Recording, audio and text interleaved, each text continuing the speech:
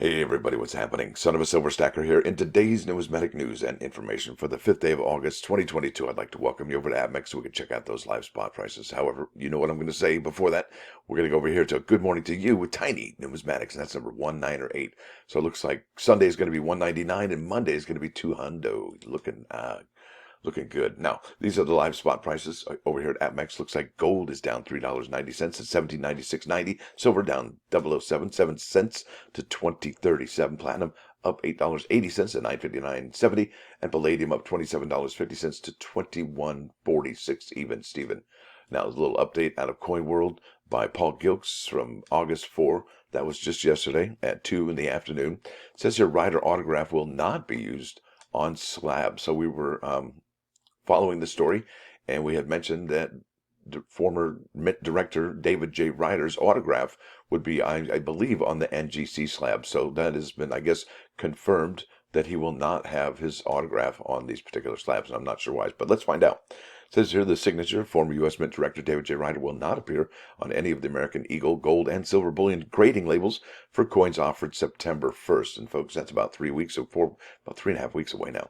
Pictured as the last of the 500 2021 American Eagle reverse of 1986 1-ounce bullion gold $50 coins that Ryder struck at the West Point Mint, shown against an NGC label for the fourth coin struck among the first 500 reverse of 2021 $50 coins. Images provided by Stax Bowers Gallery. Say, there you go.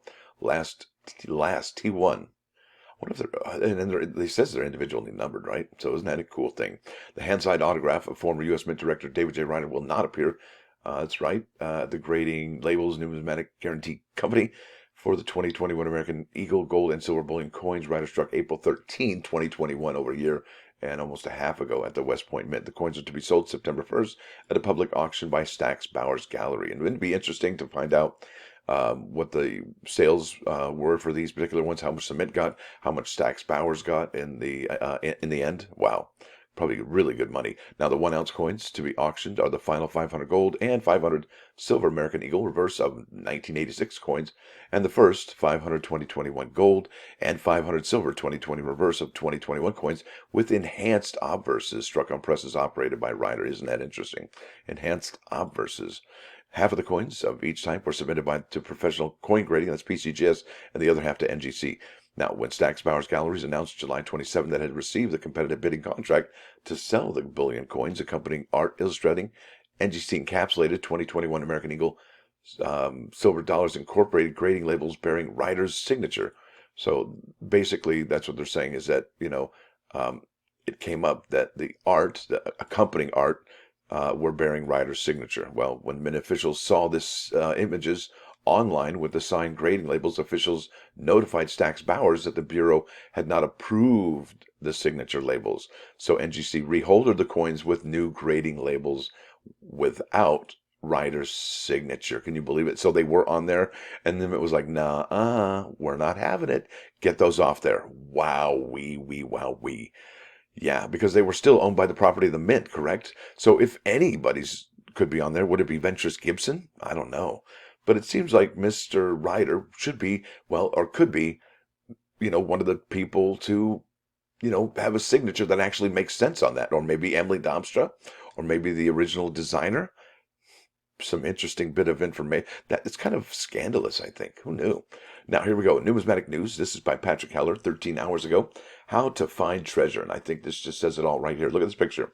So we are at looks like a flea market here. And look at this. There's some 925 sterling silver on there. And I would imagine if you're into silver, you could probably find sterling silver at these yard sales, flea markets, and so on and so forth in form of jewelry and or serving sets. Look at that. Shiny, shiny, shiny.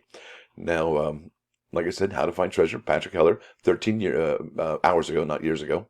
Numismatic news. You'd think I had a time machine or something. Many people enjoy treasure hunts. There are a number of different ways in which people search for treasures, either as a hobby or a serious way to raise cash. Interesting. I think a lot of people might be trying to do that sooner than later. Here are some examples of ways that customers who come into my company's showroom have engaged in looking for treasure. Now, it says here, one common strategy is to visit garage sales right at the start. Okay, that's absolutely right. Now, early in the morning, right when they open, okay, hoping to find solid gold or silver jewelry that sellers price cheap because they don't realize these prices are worth more than plated or filled costume jewelry. These kinds of seller mistakes occur often enough that it's encouraged many people to pursue this strategy for financial purposes or financial gain, right? In fact, there are enough of these kinds of treasure hunters that it normally doesn't make sense to visit a garage sale for this purpose even an hour or more after the sale has started. Now, I would think that the best place to go to would be a community garage sale, so those people would not be able to hit up that one garage sale early in the morning. Yeah, early bird does get the worm, but if there's so many worms, there's going to be a lot of birds there. So similarly, there are a surprisingly large number of people searching public areas with metal detectors, and I think that's amazing. And here in Florida, they have something called the Treasure Coast. Well, I think you understand Treasure Coast. There's a lot of treasure there. In fact, I think there was a Spanish galleon just found about a couple days ago that had, well, so much gold and silver on it. I'll probably end up doing a video on that on Sunday. So these treasure hunters hope to find coins and jewelry or maybe antique artifacts of sufficient value to help justify the time they spend and the cost of their equipment. But even if the financial returns aren't that much, at least it's an excuse to get out and exercise and get some fresh air. Absolutely. And there's nothing wrong with that, getting some sun, right? When people pass, they frequently have assets that their heirs don't realize the person had. As the possessions are sorted, there are elements of a treasure hunt involved. That's right, there's always the story, finding out what you have. Did the person have any potential hidden treasures waiting to be discovered?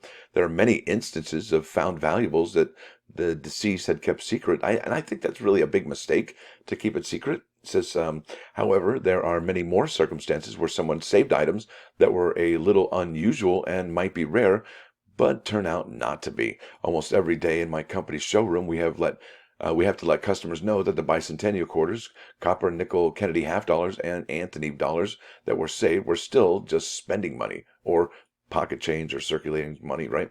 Or that the South and Latin American currencies saved from trips decades ago have depreciated from inflation into being virtually worthless. Ouch, ouch, ouch. Now it says here people have been known to hide valuables. For an interesting story, just research the Redfield hoard of silver dollars. Okay, and that is a big deal right now, and it's all the rage. Well, actually, that's always been all the rage. Anyway, a family relative died over a decade ago who was known to be a saver. A few unknown assets were discovered hidden around the house. That led one of the heirs to wonder if something might be hidden in the garage where drywall had been put up around interior walls. Now, just by knocking on the wall, one section echoed differently. After punching a crude hole in the drywall, some minor treasures were discovered.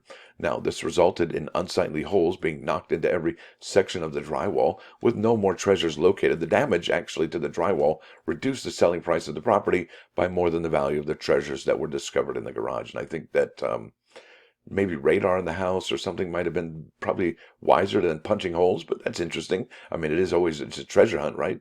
Now, it's like well, I don't want to mention it. Who's that guy that was looking for Al Capone's vault? Yeah, another lesser known treasure hunt in state government. Oh boy, look at that. I can't even pronounce that word. Escheats auctions. These sales are from abandoned property, such as safe deposit boxes that were eventually turned over to state government. After the government exhausts their unsuccessful attempts to locate the owners, these assets are then auctioned to raise cash flow for the state treasuries. These opportunities to examine lots in advance of these sales are often little publicized. Even if a potential bidder is able to view the lots, some of them are packaged so that it is not possible to scrutinize the exact contents of a tube, roll, or bag. With jewelry, it is not always possible to closely inspect the items to determine if it has precious gems or is solid gold, silver, or platinum. That's right, you cannot test it. This leaves open the possibility that the contents of these lots could be much more valuable than is possible to determine, or even less, right? So there could be occasional bargains. In contrast, some sales are so well publicized that there's heavy attendance by amateurs who are willing to blindly bid the next increment above what they notice a professional is willing to bid. So I guess what they're saying is if the novice get in there, they pay way more than they need to. Now, there's another kind of treasure hunt, and it's practiced by existing and would-be numismatists. Good morning, searching their change for error coins. Also, as more people look now, see, and I think we'd love to do an auction actually on error coins soon. That would be really cool. Now, as more people look for more double dies, railroad rims, and other minor errors are uncovered, in most instances, such errors are so common that they don't really have collector value. However, there are occasional new discoveries that are so dramatic that they can become quite valuable. We know about that Wilma Mankiller cut error. That is just, I mean, people are buying rolls of that for 30, 40, 50, 60, $70, just hoping that they can find one of those quarters. That's incredible, isn't it? Now, we're about 10 minutes in, and I'm going to try and hurry up here. Now, with U.S. currency collectors, they can search for rare replacement star notes, notes with printing errors, or previously undetected mules of front and back plates. Again, the potential value depends on the relative rarity and the number of collectors interested in such items. Here we go. Decades ago, one of our store customers was of German heritage, who was a serious collector of German not killed issues after World War I up to 1923. Regularly perused perused our budget world currency boxes for the not gilt, where his specialized knowledge could identify the premium value specimens. There are a number of numismatic niches where a collector with specialized knowledge may be able to require rarities for common issue. And really, I think there's the Cherry Picker's Guide to help you with that. That is a very important book, the Cherry Picker's Guide. And I don't know if it's even in circulation anymore, or that might be circulation, even printed anymore. But if you do find one, I believe they are very rare and very valuable. However, the general public can often be fooled into thinking that coins or currency that are old must have significant value. That's right. Just look at the Roman coins. They're a dime a dozen, right? A few local auctioneers come to our store to acquire lower quality Indian cents and other U.S. coins from the 1800s that they can add to an upcoming household estate auction. From experience, they know that sometimes these coins will sell in an auction for several times what a knowledgeable collector would pay for them at a coin store or show. Yep. So there you go. And this is really what it's all about. Looking for treasure can be recreational and possibly financially rewarding. However, the financial gains may or may not justify the time commitment that may be required. And I think it really is all about the stories we can tell. It is about the pursuit. Okay, it's about saying, hey, I found the most amazing thing, and it was only this much. Yeah, there it is. So let's get to the plus ones today. This is Jump by Van Halen on 95.5 KOIN Coin News Radio. And now for the plus two. It says here, God gave us 2 ears and 1 mouth. We should listen twice as much as we speak. And now for the jokey joke. Yeah, well, actually not really. I was going to tell a joke. It was a time traveling joke, but you guys didn't like it. So I pass.